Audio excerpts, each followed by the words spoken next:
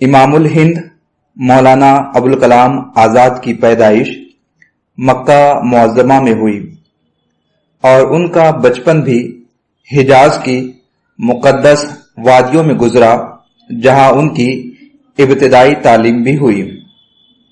مولانا ابوالکلام آزاد بچپن ہی سے نہایت ذہین تھے۔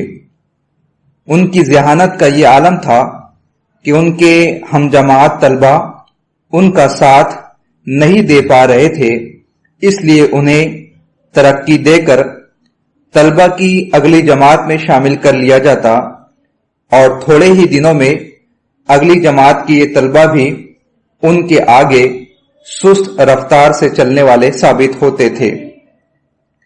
اس تیز رفتاری کا نتیجہ یہ ہوا کہ صرف 14 سال کی عمر میں وہ درس نظامی سے فارغ ہو گئے اور ادبیات، منطق، فقہ اور حدیث کے مضامین پر انہیں عبور حاصل ہو گیا۔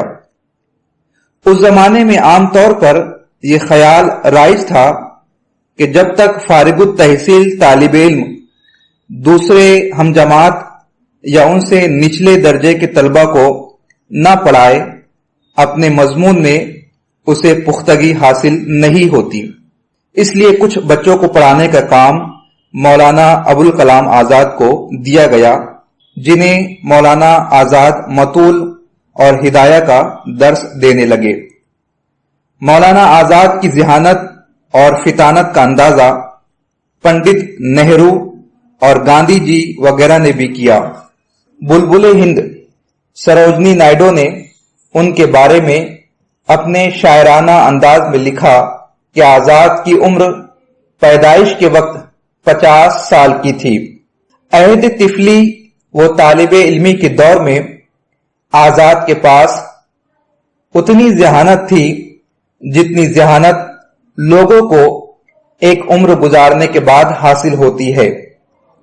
ان کے بچپن کا ایک اور واقعہ ہے۔ ان کی منجلی بہن فاطمہ بیگم بتاتی ہے کہ ان کے کھیل 7-8 سال کی عمر میں عجب انداز کے ہوا کرتے تھے۔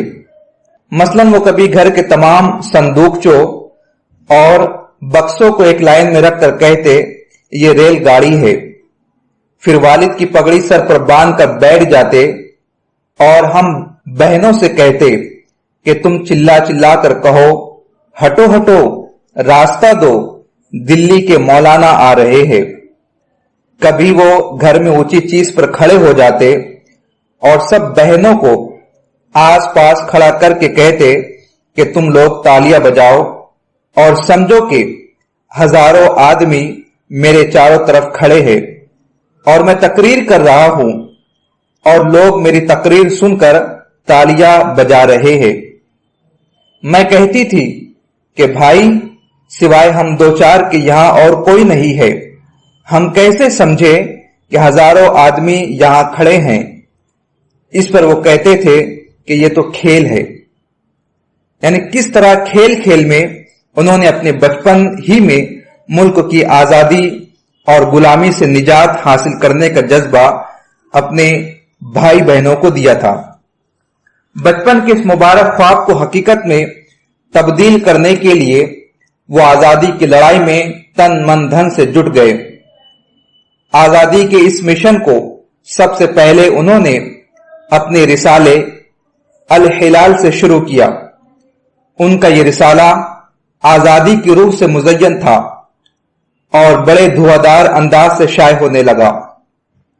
ملک کے بڑے بڑے ادیب، شاعر اور دانشوروں کو اس رسالے کا انتظار رہتا تھا۔ علامہ اقبال جیسے نامور شاعر بھی اس کے خریدار ہوئے اور اس وقت کے دوسرے لوگوں کو بھی اس جاندار رسالے کا خریدار بنایا۔ تقریباً 1 سال کی مدت تک نکلنے کے بعد الہلال کو انگریزوں کی بری نظر لگ گئی اور انہوں نے ہفتہ وار رسالے الہلال کو ضبط کر لیا اور اس کی تمام کاپیاں بھی ضبط کر کے ضائع کر دی۔ الہلال کے بند ہونے پر مولانا آزاد کی روح بے چین ہو گئی اور انہوں نے سن 1915 میں ایک دوسرا ہفتہ وار رسالہ البلاغ نکالنا شروع کیا۔ البلاغ الہلال کی طرح جوش جذبات سے بھرا ہوا نہیں تھا۔ وجہ یہ تھی کہ اگر مولانا اسے بھی الہلال کی طرز پر نکالتے تو انگریز اس رسالے کو بھی ضبط کر لیتے، لیکن در پردہ یعنی اندر ہی اندر اس اخبار کا مشن بھی الہلال ہی کی طرح ملک اور قوم کو انگریزوں کے چنگل سے آزادی دلانا تھا۔ لیکن یہ رسالہ بھی 4 مہینے تک نکلنے کے بعد بند ہو گیا۔ رسالے تو نکلنے بند ہو گئے تھے، لیکن مولانا میں جو آزادی کا جنون پیدا ہو گیا تھا اس میں بجائے کمی ہونے کے اضافہ ہوتا گیا۔ ان کے اسی جذبے نے انہیں 20ویں صدی کے دوسرے دہے میں ملک کے بہت بڑے سیوک گاندھی جی سے ملایا، جن کے ساتھ مولانا ابوالکلام آزاد نے خلافت تحریک، عدم تعاون تحریک یا ترک موالات تحریک، سول نافرمانی اور بھارت چھوڑو تحریک جیسی بڑی تحریکات کا حصہ رہے۔ ان تحریکوں اور ملک کی آزادی کے لیے انہیں کئی مرتبہ جیل بھی جانا پڑا۔ اس کے باوجود بھی اس مرد مجاہد، چٹان سا عزم رکھنے والے اور یکجہتی کے لیے جان نچھاور کر دینے والے شخص کے پیروں میں لغزش تک نہ آئی اور مسلسل یہ اپنی منزل مقصود کی جانب رواں دوا رہے۔ آزادی کے حصول میں انہیں بہت ساری دقتوں اور پریشانیوں کا سامنا بھی کرنا پڑا۔ ان کے سامنے سب سے بڑی پریشانی یکجہتی کی تھی، کیونکہ ان کی دور رس نگاہیں دیکھ رہی تھی کہ جب تک ہندو مسلم اتحاد نہیں ہوگا اور یہ دونوں قومیں ایک قوم بن کر انگریزی ظلم کا مقابلہ نہیں کریں گی، اس وقت تک ملک انگریزوں کی غلامی سے آزادی حاصل نہیں کر سکتا۔ ہندو مسلم اتحاد کی خاطر مولانا ابوالکلام آزاد کو تان و تشنی کا شکار ہونا پڑا۔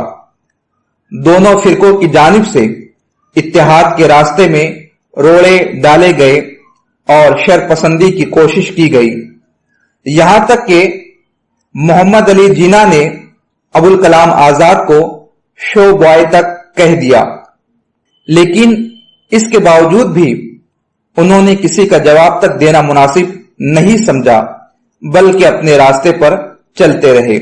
حیران کر دینے والی بات اس وقت سامنے آئی جب انگریز حکومت کی پالیسی بانٹو اور حکومت کرو کے تحت کچھ بچولیوں یعنی انگریزوں کے ایجنٹ نے مولانا سے کہا کہ آزادی تو مل جائیں گی، لیکن شرط یہ ہے کہ آپ ہندو مسلم اتحاد کا بیڑا چھوڑ کر صرف اپنی کمیونٹی کی بات کریں۔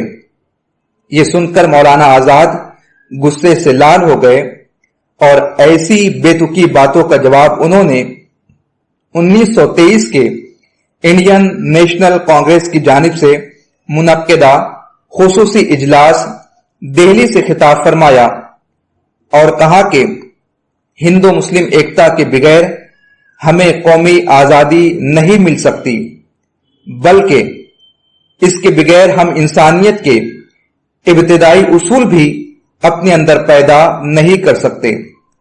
اگر آج ایک فرشتہ آسمان کی بلندیوں سے اتر آئے اور قطب مینار پر کھڑے ہو کر یہ اعلان کرے کہ سوراج 24 گھنٹے کے اندر مل سکتا ہے، بشرط کہ ہندوستانی ہندو مسلم اتحاد سے دستبردار ہو جائے، تو میں سوراج سے دستبردار ہو جاؤں گا، مگر اس سے دستبردار نہیں ہوں گا، کیونکہ اگر سوراج ملنے میں تاخیر ہوگی تو یہ ہندوستان کا نقصان ہوگا، لیکن اگر ہمارا اتحاد جاتا رہا تو عالم انسانیت کا نقصان ہوگا۔ آزاد ہند کے پہلے وزیر تعلیم اور قومی رہنما تھے۔ مولانا ابوالکلام آزاد کا اصل نام محی الدین احمد تھا۔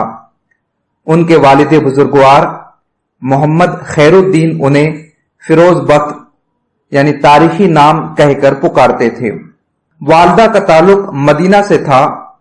سلسلہ نسب شیخ جمال الدین افغانی سے ملتا ہے، جو اکبر اعظم کے عہد میں ہندوستان آئے اور یہی مستقل سکونت اختیار کر لی۔ سن 1857 کی جنگ آزادی میں آزاد کے والد کو ہندوستان سے ہجرت کرنی پڑی. کئی سال عرب میں رہے. مولانا آزاد کا بچپن مکہ معظمہ اور مدینہ منورہ میں گزرا. ابتدائی تعلیم والد سے حاصل کی، پھر جامعہ ازہر مصر چلے گئے.